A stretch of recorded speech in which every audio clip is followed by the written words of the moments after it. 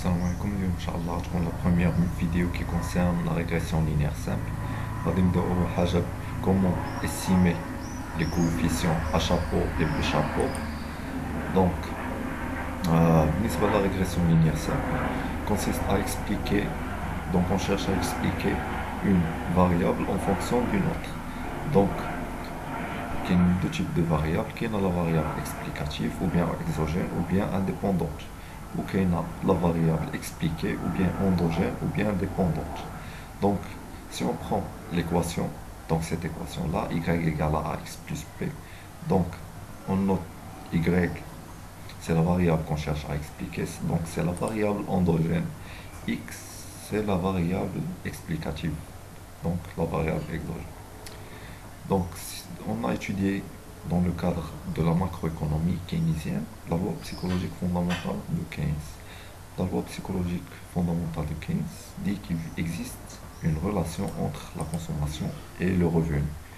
Donc on cherche à expliquer la consommation en fonction du revenu. La consommation, donc c'est la variable endogène et le revenu c'est la variable exogène. Donc le modèle mathématique s'écrit comme suit. Donc C égale à A fois le revenu. Donc C c'est la consommation, A c'est la proportion marginale à consommer dans le cadre de l'analyse keynesienne, et B c'est la consommation incompressible, et Y c'est le revenu.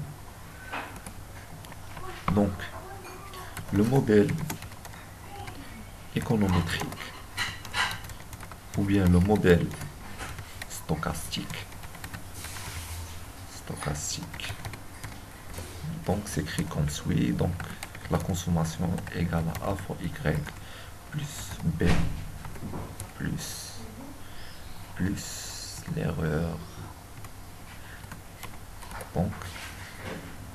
Donc vous trouvez bien qu'il existe une certaine différence entre le modèle économétrique et le modèle mathématique. Le modèle mathématique est un modèle déterministe.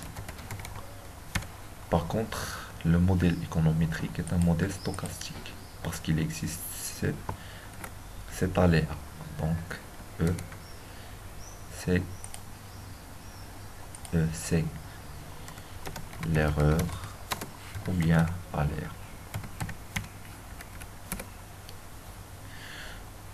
Donc l'objectif de la vidéo, c'est comment on estime A et comment on estime B. Donc c'est ce qu'on va faire dans le cadre de cet exercice-là. Donc on a la consommation, le revenu et ces données-là. Et après on calcule tout ça. Donc la consommation, voilà les données de la consommation, voilà les données du revenu. La première des choses, c'est on doit calculer la moyenne de la consommation et la moyenne du revenu. Donc on a 1, 2 jusqu'à, on a 11 observations. Donc n est égal à 11. Donc pour calculer la moyenne, on fait la somme de tout ça divisé par 11. Donc je vais retrouver ça, donc la fonction f de x c'est la moyenne de tout ça, donc c'est 530,62 etc. Donc si je veux calculer aussi la moyenne du revenu, donc je vais supprimer ça, donc c'est la fonction moyenne du revenu de tous ces données. Donc c'est 880,07 etc. Donc après le calcul des moyennes, donc je vais vous rappeler comment calculer le coefficient directeur de la droite. Donc par la méthode des moindres carrés. La méthode des moindres carrés consiste à minimiser le carré des erreurs par la dérivée du premier ordre des erreurs par rapport à A et par rapport à P. Bon, vous allez voir dans le cadre du cours. Donc, on a, par la méthode de montre carré, on aura A chapeau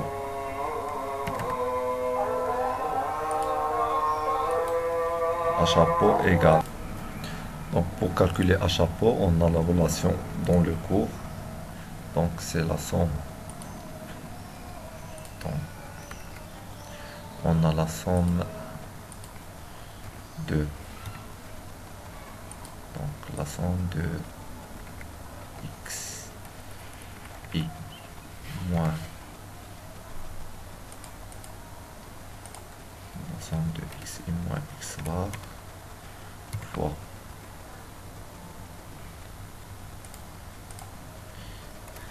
y i moins y bar sur la somme de xi moins sur la somme de xi moins x bar, donc ça fait x bar, le tout au carré. Donc voilà l'expression de A chapeau. Donc on calcule la somme de xi moins x bar fois yi moins y bar sur la somme de xi moins x bar au carré. Donc c'est ce que j'ai fait ici. Donc on a y bar, voilà y bar. Donc y bar c'est ce terme là, parce qu'il provient de la consommation. Comme j'ai dit, la consommation c'est la variable y. Donc y bar c'est ça. Donc y, donc ça consiste à, donc y bar égale à 530 et on a x bar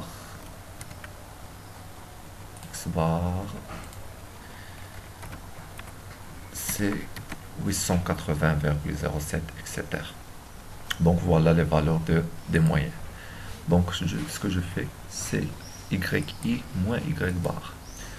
Donc yi moins y bar, donc c'est 500,816 moins 530, après 507, etc. moins 530, etc. jusqu'à la fin.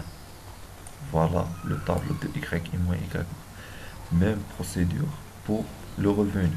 Donc xi, les valeurs de xi, ce sont là. Et x bar, c'est 880,07, etc. Même procédure et j'obtiens le résultat là. Donc, ce que je fais maintenant, c'est que la somme de yi moins y bar doit être égale à 0. Donc la somme de yi moins y bar doit être égale à 0. Même que xi moins x bar. La somme de tout ça doit être égale à 0. Donc si je fais la somme, j'ai obtenu ce résultat.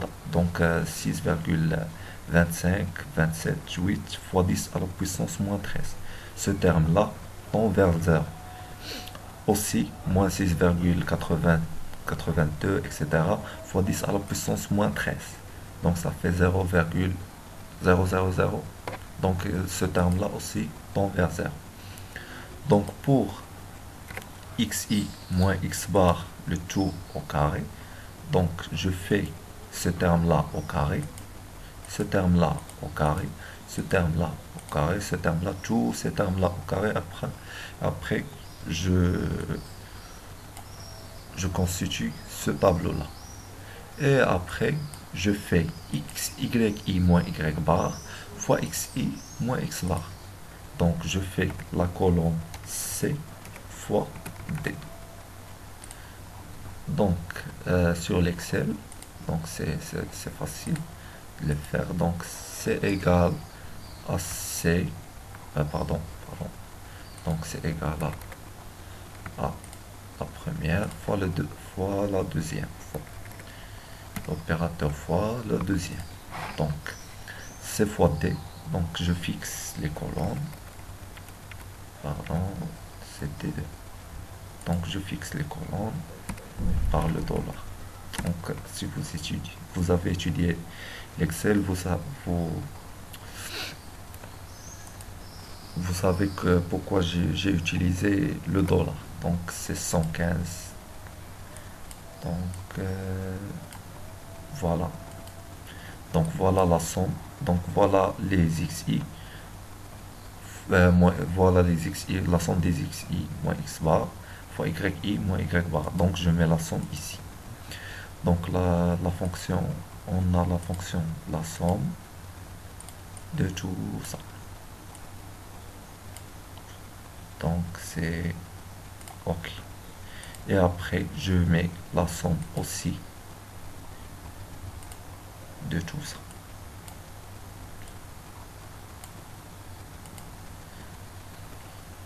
Et après, j'estime le coefficient de corrélation.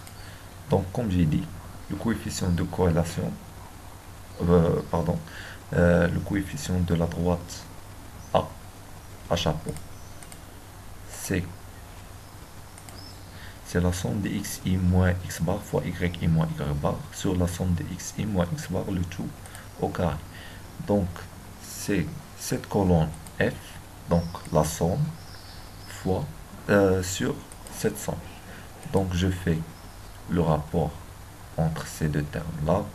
Donc, égal à cette somme-là divisée par cette somme-là. Et après, j'ai obtenu 0,51. Donc, le coefficient de H chapeau, donc, égal à cette somme-là. Donc, vous pouvez vérifier ce chiffre-là par calculer, ou bien par l'Excel, ou bien Stata, ou bien d'autres logiciels. Donc, on a trouvé le H chapeau. Et après,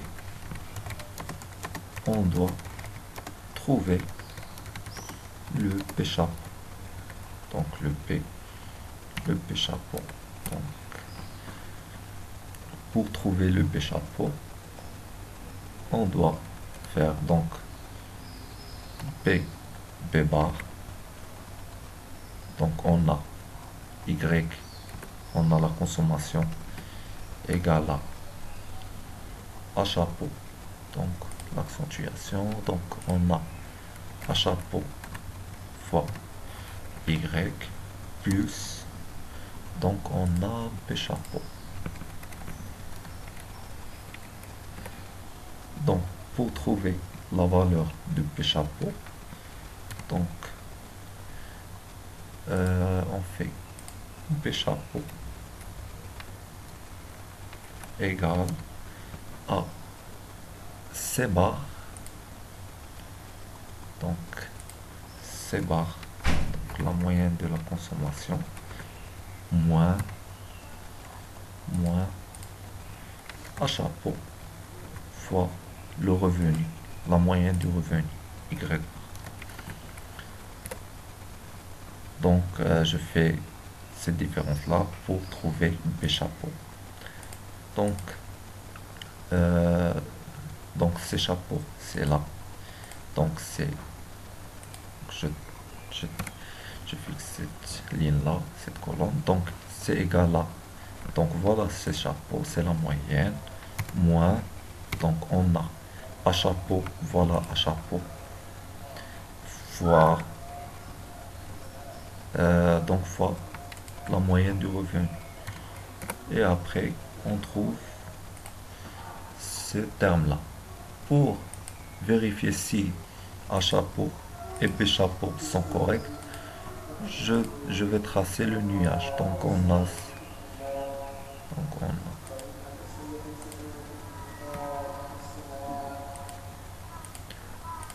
ce terme-là, et après je mets la fonction. Et j'ai quelque chose qui ne marche pas.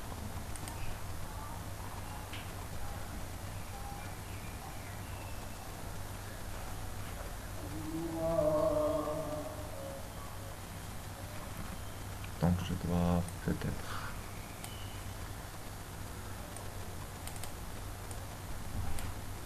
Pardon.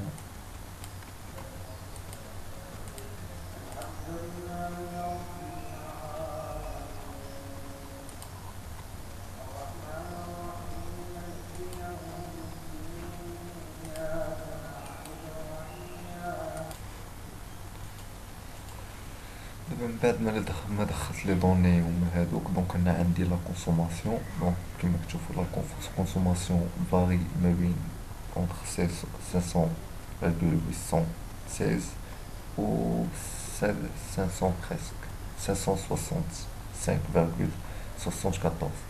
Donc ملي enregistre donc هنايا كاينه لا كونسوماسيون هنايا لو ريفوني كيما قلت لكم بلي لا كونسوماسيون est une fonction croissante du revenu. Donc le revenu varie, la consommation varie. Donc comme j'ai dit, donc à chapeau, pardon, petit truc graphique. Donc un